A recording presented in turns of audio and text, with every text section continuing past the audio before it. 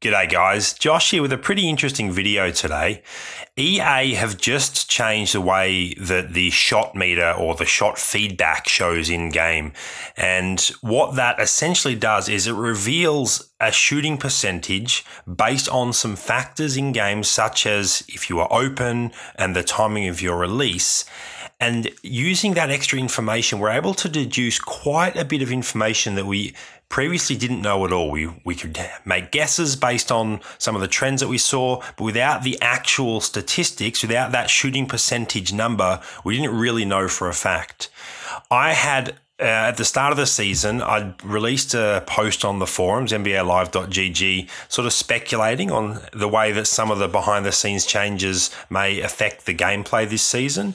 And based on lots and lots of repetition, playing against one of the guys in my league over and over, forfeiting the match at the end of a quarter. So I was always facing the exact same team and running through lots and lots of tests, different scenarios, trying to calculate or collate a bunch of stats so I could then calculate some things based on that. I've been able to both confirm or bust some of my earlier speculation, but also come up with some pretty interesting stuff that no one has realized until this point. So I'm just going to quickly scan through this article, and I'll leave a link to this and also the database I'm going to show you shortly in the comments, in the description below. So make sure to check out those links and leave any comments you've got that's relevant to this in the comments. I won't read out everything because you guys can go through that at your own time, but just to touch on some of the more important stuff, the timing of your shot is huge. That's one of the most important factors when shooting, getting that perfect 20% release. If you're a little bit early or a little bit late, especially on a 3-point shot, you're going to hit a 9% release. Getting the extra 11% gives your chance an extra 11% of going in. It literally translates just like that at a 1-to-1 ratio. So you want to be hitting 20% as often as possible. The rating of your player obviously plays a factor as well, but there is a little interesting caveat which I'm going to get to related to that, which I've discovered today, thanks to the help of some of the guys in my league. Shooting off an assist, I always thought that actually increased the chance of your shot going in, but the percentage does not change. If you run up and take an open shot, or you catch and shoot and take an open shot, as long as you're within range, it doesn't affect the likelihood of the shot going in. I think what it might have been is that you're more likely to be open off a catch and shoot because you haven't given the defender a reason to engage you yet. But the actual percentage, if the shot is open and it's within the range of your shooter, it won't change. The proximity of a defender definitely has a negative impact. It's not so much the raising of the defender's arm, it's how far away they are from you as you begin your shot. So if there's a good couple of feet between you and your defender when you begin your shot, that's great. That's an open shot. Even if they launch at you, it still recognizes in-game as an open shot. The only catch is, and this is where height is a factor, if your shooter is quite short or the defender is quite tall, then they're going to have a better chance of blocking that shot. We've also got this one here down the bottom, which is quite interesting. In Season 1, there was a shot streak stat. We weren't really sure how it worked. We haven't seen that in Season 2. We're not sure if there's hidden stats. We think there might still be some, but it doesn't appear to be a factor at all. Through the testing I've done, and you'll be able to see it when you look at the spreadsheet, shooting with the same player over and over again, whether they're shooting and making or whether they're missing, it does not impact. There's no increase or decrease in the likelihood of their shots going in just because they're shooting in a row or because they're making or because they're missing. So that was quite interesting for me and perhaps a little bit different to the way that worked in Season 1. Now, before we get to the spreadsheet, I'm going to, and I'll open that in another tab, I'm going to touch on what I discovered with the help of some people in my league, and I've been testing today. Each position has a maximum possible percentage they can hit on 3-point shots. I assume this is the case for mid-range shots as well, but I haven't tested that. It's much easier to test 3-point shots because I was able to do the same shot over and over again, which was sprinting into a corner for an open three. Any three that wasn't open, I discounted, but any three that was open played a part in collecting these stats. And I did this a lot, once again, against one particular league mate, forfeiting the quarter over and over and playing with a lot of it was with the different versions of Ben Simmons I have, because then I know that things like his height and the player isn't changing. It's just some of the stats and significantly his 3-point stat, but then also going through and testing a variety of different players with wildly different 3-point stats. And so, yeah, the fact that each position has a capped percentage that you cannot exceed, doesn't matter the rating of your 3-point player, it doesn't matter their outside shooting stat, it doesn't matter how many boosts they have. The numbers listed here is a 67% for a point guard. That is the maximum you can hit. You'll never be able to get better than that. That's crazy, especially because the point guard is the lowest maximum. 67% is the lowest position, and I would not have expected that. I would have assumed that the center would be the lowest position, but the center is actually the third highest. The best position, power forward, 76%. Then your shooting guard, 74%. The shooting guard is definitely the player I use predominantly to shoot 3-point shots, but obviously everyone plays differently. And then your small forward is your second worst at 70%. Now, this is obviously taking into account things such as the shot being open and you hitting a perfect release. So, but I still can't really wrap my head around that there is limits based on the position. And then this is where it gets really interesting. The 3-point stat itself appears to cap out at 81. You can see in this list here that I've tested 3-point shooting in the same conditions against the same opponent, open corner threes, over and over again.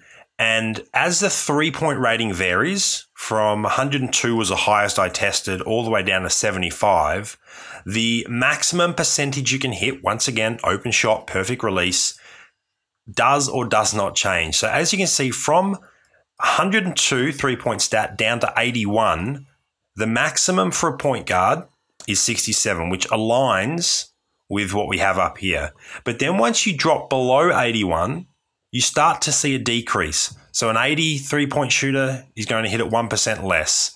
And that trend continues. Every couple of bumps down the 3-point stat, you seem to lose 1% off your 3-point shooting. These numbers are the total. So it's your player's rating plus their boosts.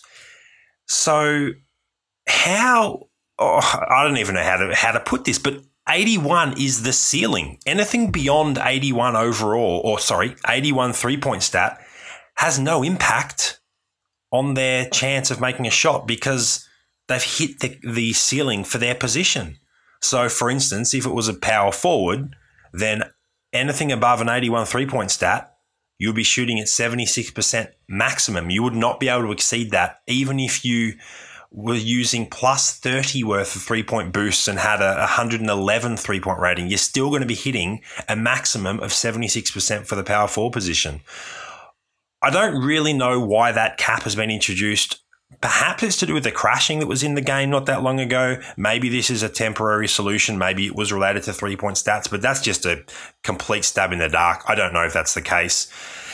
It probably isn't. The odds are that it's not related to that. It's just fascinating to me that 81 3-point stat is that's it. That's the golden value. If you've got that, then you're good. You're going to be hitting maximum shots. It does appear that the player's outside shooting rating, if it's a little bit higher, a little bit lower than another player, for instance, it has the same 3-point rating, it can affect some of these lower percentages by 1% either side.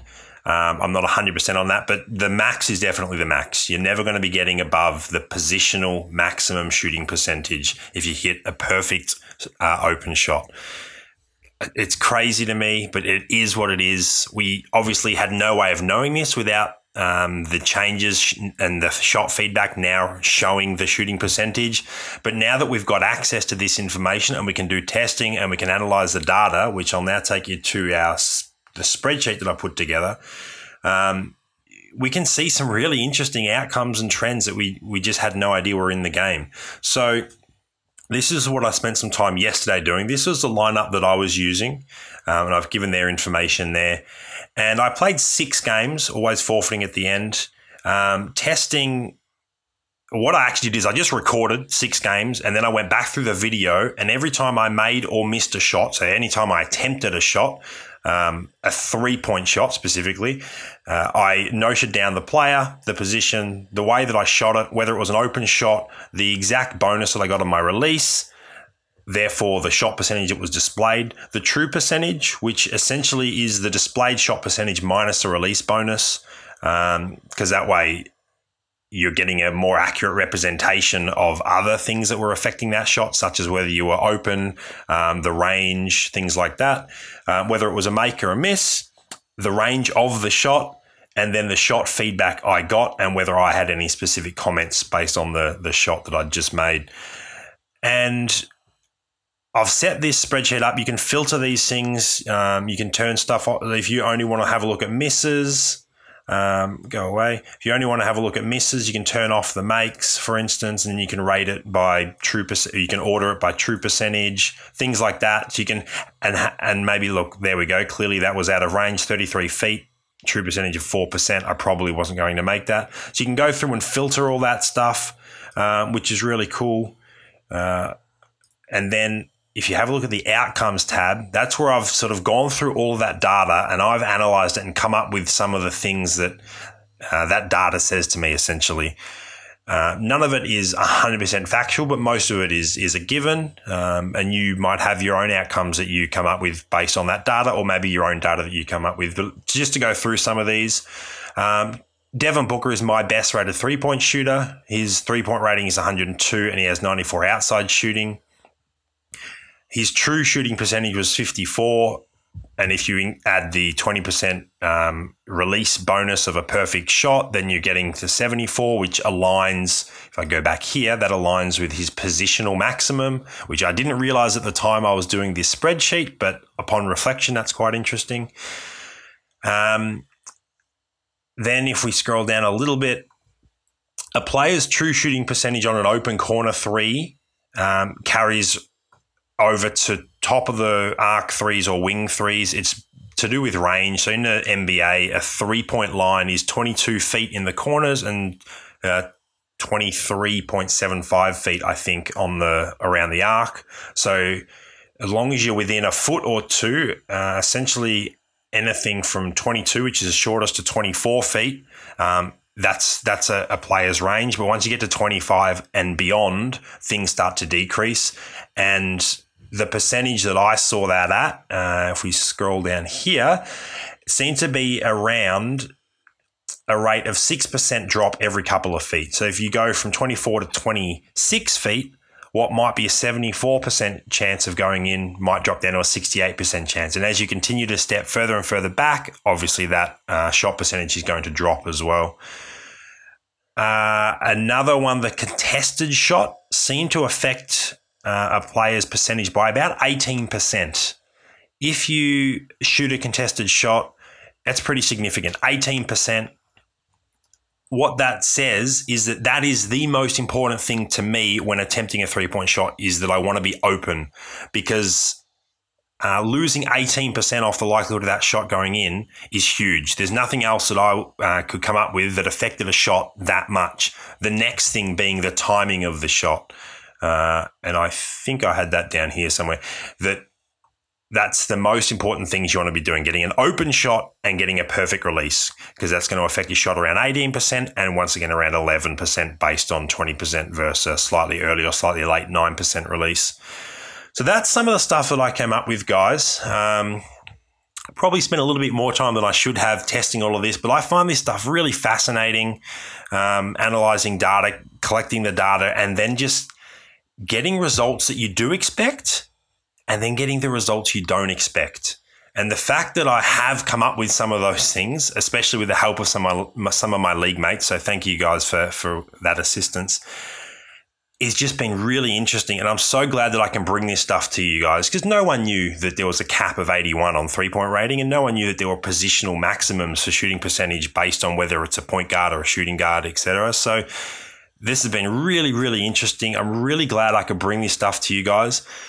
Please make sure to comment either on the forum post or in the comments below, because I really want to engage with you guys on your thoughts, whether you've got some different interpretations of some of the data, whether you've had some different experiences. I'm really looking forward to hearing back from you.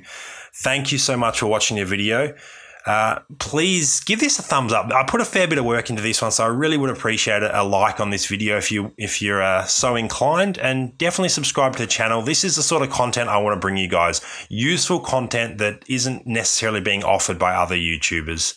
Thanks, guys.